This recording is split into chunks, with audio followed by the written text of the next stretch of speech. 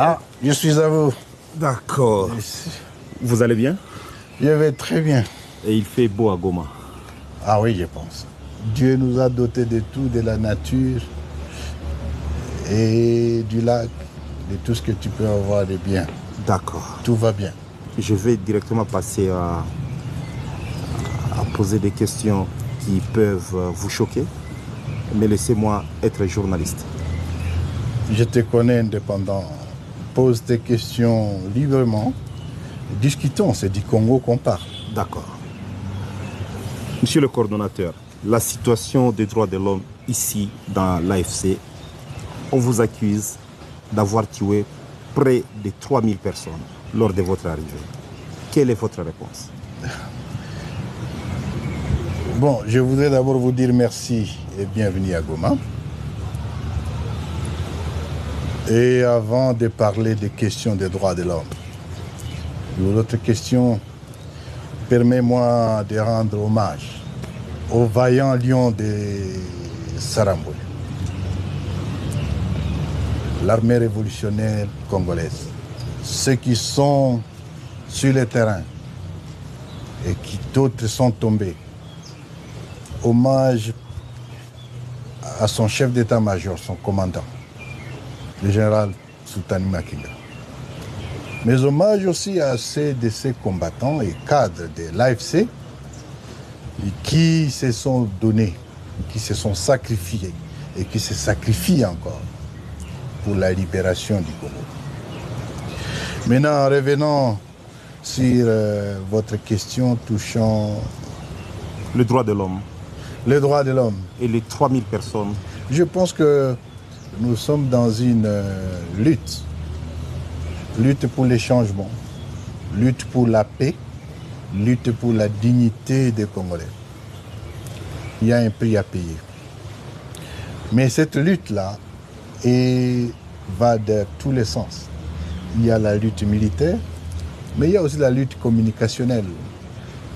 Mais il y a aussi la lutte des mensonges.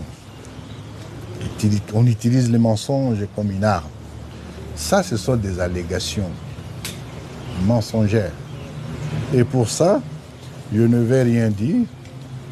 Je vous dirai simplement que c'est des mensonges. La question est claire, que ce sont des mensonges, des allégations. Et un rapport est en cours de présentation qui sera fait bientôt sur la question. Avant votre arrivée ici, ou bien avant la prise de Goma par les forces de l'AFC, il y a deux députés nationaux notables. Je peux citer un, Hubert Fouloubouta, qui décriait la situation ici, on tuait chaque jour. Il parlait même du départ de certains officiers des FARDC parce qu'il y avait des tracasseries dans la ville de Goma. Est-ce qu'aujourd'hui, quelle est la situation dans les villes ou bien les zones sous contrôle de votre administration? Hommage à nos agents de sécurité. Nous sommes arrivés à Goma, on a trouvé les pillages. Le pillage a été arrêté. Aucune banque n'a été pillée. La population a été plus ou moins prise en charge. Et aujourd'hui, il y a des témoignages. Tu peux faire une semaine, 2 semaines sans entendre un coup de balle. Tout ça, c'est le travail fait par nos agents de sécurité et de l'ordre. Il y a les changements. Mais entre-temps, c'est un processus. Kinshasa, disons, avant d'entrer à Goma, c'était une poudrière. Vous avez différentes forces dans cette ville. Les forces internationales. Les Sud-Africains étaient ici. Les Tanzaniens étaient là. Les Malawites étaient là. Vous aviez plus de 3000 mercenaires européens. On n'en parle pas souvent assez. Plus de 3000 mercenaires européens étaient là. Vous avez en plus les Burundais qui étaient dans les opérations. À côté des FARDC, il y avait bien entendu les FDLR. Et bien sûr, il ne faut pas compter les civils, nos compatriotes à qui on a distribué les armes comme du pain. Et on les appelle les Ouazalènes. Et il y avait, il faut compter les contingents de la MONUSCO parce qu'ils étaient partis au conflit. Toutes ces forces hétérogènes, hétéroclites, sans commandement unique, c'était une poudrière qui avait créé l'insécurité, tracasserie, des barrières partout. Les cambistes, c'était les premières cibles. Ils étaient tués tous les jours. Mais depuis notre arrivée, nous avons mis de l'ordre. Oui, je ne dis pas que la situation est devenue, nous sommes devenus au ciel. C'est un processus en cours et grâce surtout au professionnalisme de nos forces, la situation se stabilise. Les autorités civiles sont installées. Plus ou moins, on a trouvé qu'il n'y avait pas d'eau. L'eau a été installée. Ils avaient coupé l'électricité. L'électricité est revenue. La communication est là. Oui, d'autres challenges restent, bien entendu. Mais la situation sécuritaire se stabilise. Au moins, c'est un défi qui reste parce qu'on doit continuer à récupérer les armes et distribuer aux civils et à tout le monde. Il y a des bandits qui circulent encore et qu'on sort. Voilà la situation. Donc aujourd'hui, la situation tend plutôt vers le bien. D'accord. Et j'ai essayé un peu de parler avec la population. Sincèrement, la population n'en peut plus. Pas de banque à Goma. Votre CADECO semble ne pas être encore opérationnel. Qu'allez-vous faire? La situation, vous dites que la population n'en peut plus parce que les banques ont été fermées. C'est une décision délibérément prise par M. Tshilombo pour punir la population de l'Est. Parce qu'ils sont swahiliphones. Les banques sont fermées sur ordre de Tshisekedi. Ce que je voudrais dire, que ça ne procède que d'un crime de guerre. Ce n'est pas une tactique de guerre, pas du tout. Les banques sont fermées par Kinshasa. Je voudrais dire ici et prendre la communauté internationale en témoin. L'argent détenu par ces banques n'appartient ni à l'État congolais, ni à la famille de Tshisekedi, et moins encore aux banquiers. L'argent appartient aux épargnants, à la population, aux enseignants, aux agriculteurs, aux opérateurs économiques, aux médecins qui vivent à l'Est. Ils ont pris la décision de fermer les banques. En fait, c'est une tentative de vol. Ils veulent voler l'argent des gens de Kivu. Mais c'est une situation difficile que nous gérons. Nous ne nous plaignons pas. Qu'est-ce qu'un enseignant a à voir avec la révolution? De toute façon, nous, les responsables de la révolution aujourd'hui, nous n'avons aucun compte dans les banques. Entre-temps, devant cette situation, on ne va pas rester les bras croisés. Nous sommes en train de prendre des solutions alternatives. Et c'est de là que tu parles de la CADECO. Ce n'est pas ma CADECO. La CADECO n'est pas à moi. C'est parmi les solutions palliatives que nous avons entreprises et que nous sommes en train d'opérationnaliser la CADECO dans ce sens. Il n'y a pas que la CADECO. Nous avons institué une autorité de régulation du secteur économique, financier et des assurances. Cet organe va jouer le rôle de la Banque centrale et c'est cet organe qui va nécessairement donner et qui va notamment donner des licences pour la création de nouvelles banques. Mais d'autres alternatives sont aussi là. Entre autres, l'utilisation aujourd'hui de la monnaie virtuelle, la monnaie électronique. Ça se fait dans d'autres pays. Aujourd'hui au Kenya, quand vous allez en Tanzanie, au Rwanda ou en Ouganda, même pour payer les taxis, on paye par les mobile money. Ce sont des solutions comme ça qui sont en cours. La CADECO on entame la réforme quant à la CADECO, elle va devenir une banque à part entière. Donc vous semblez me dire que votre administration est bien, le mouvement est bien administré. Mais nous organisons, okay. Nous représentons l'État et nous gérons. Des situations difficiles auxquelles nous faisons face, nous n'allons pas à Washington, nous n'allons pas, je ne sais pas, à Paris pour pleurnicher comme fait l'autre. Nous trouvons des solutions à nos problèmes. Et c'est ça la réalité. Il y a un scandale qui vient de se passer d'ailleurs à Kinshasa avec le propos de Nicolas Kazadi. Est-ce que les propos de Nicolas Kazadi vous choquent ou vous réconfortent?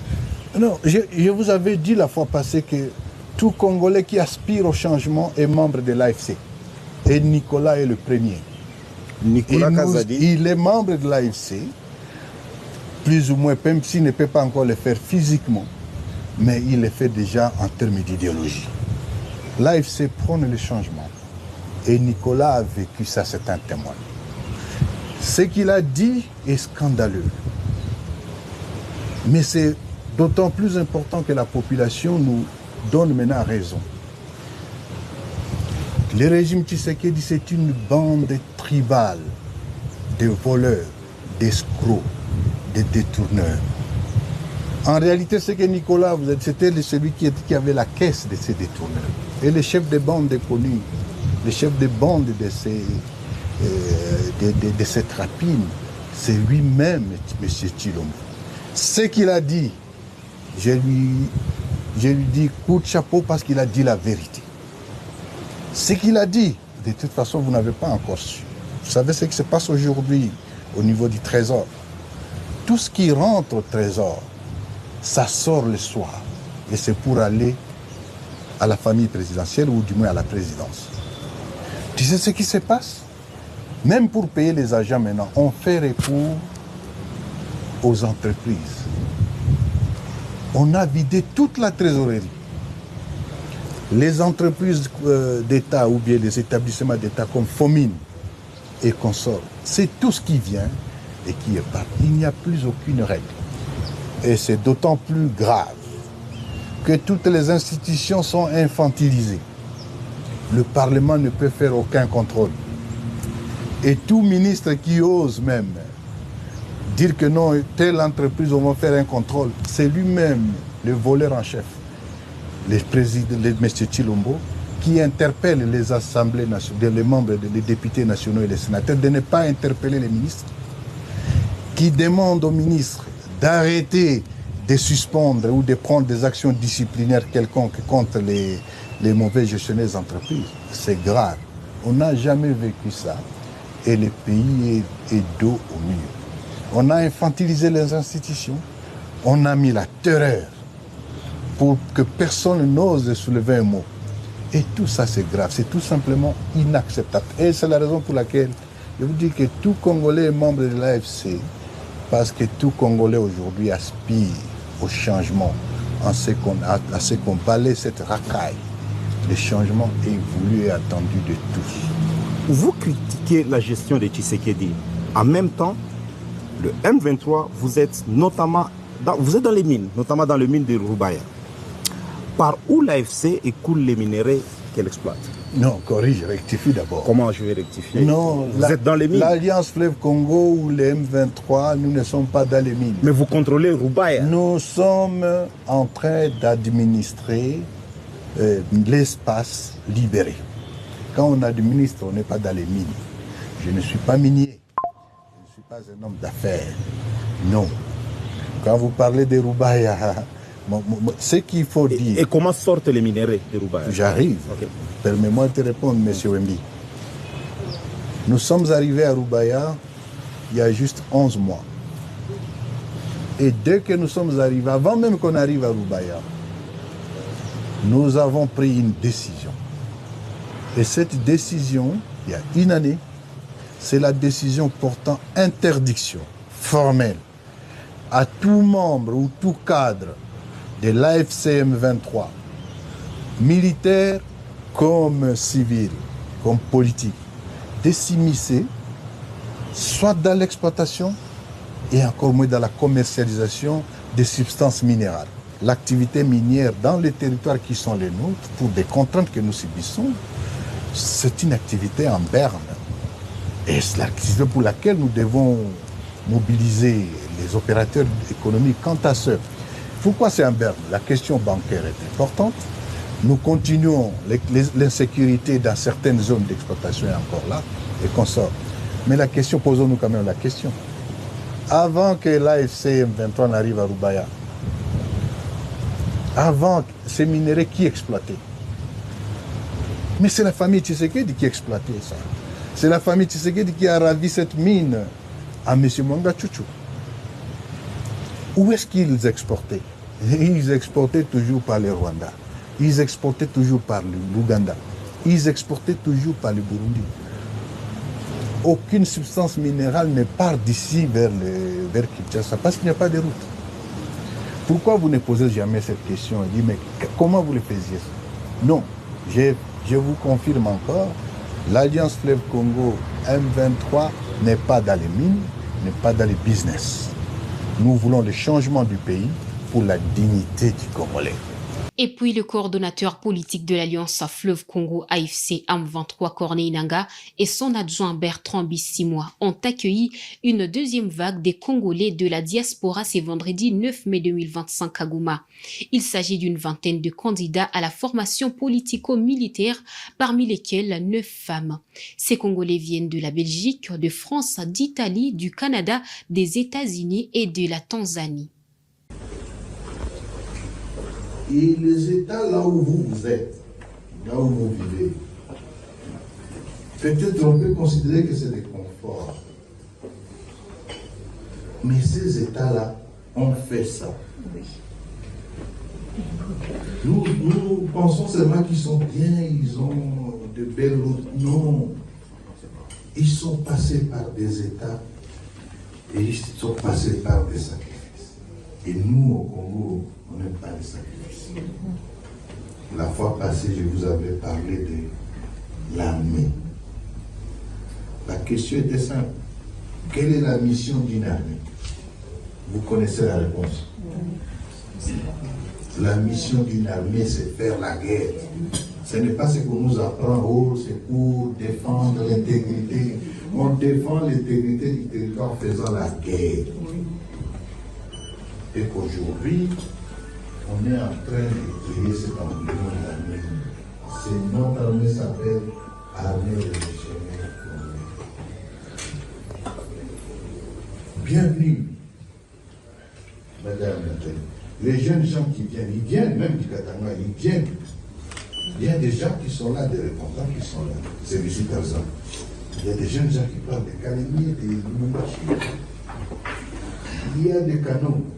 Nous les envoyons en formation. Ils partent de l'Ituri, du Kivu, de Maniema, partout. Mobilisés. Avant de passer les quelques points sur lui, je voudrais vous montrer l'importance de la diaspora pour cette lutte. La diaspora pour les Congo aujourd'hui, c'est une couche qui participe au sacrifice. Vous êtes là-bas à la diaspora, mais chacun a plus ou moins un homme, une tante, une nièce, un neveu, un enfant qui vit de l'autre côté.